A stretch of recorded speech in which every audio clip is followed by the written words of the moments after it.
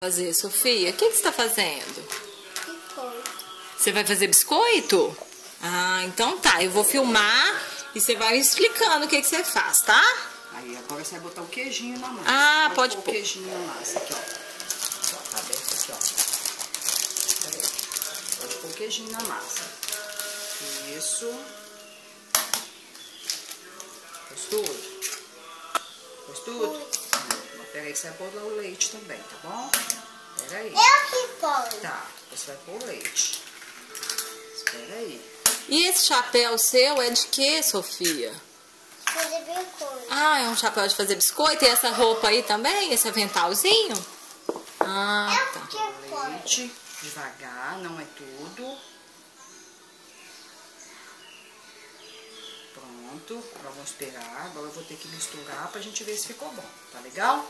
Agora aqui tem que ser eu mesmo, tá bom? Daqui a pouco você põe o leite pra mim, viu? Nem agora não.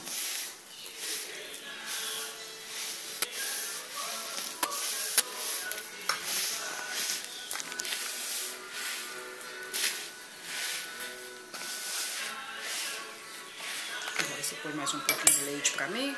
Então, pronto. Aí chega. Vamos ver se vai precisar mais depois, tá bom?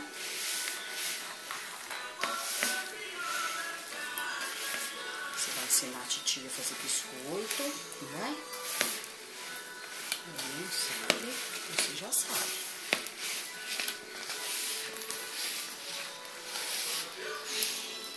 Vai precisar de mais leite. Eu ponho. Tá, eu vou soltar, você vai pôr sozinha. Não pode soltar, mas não quero passar do canto.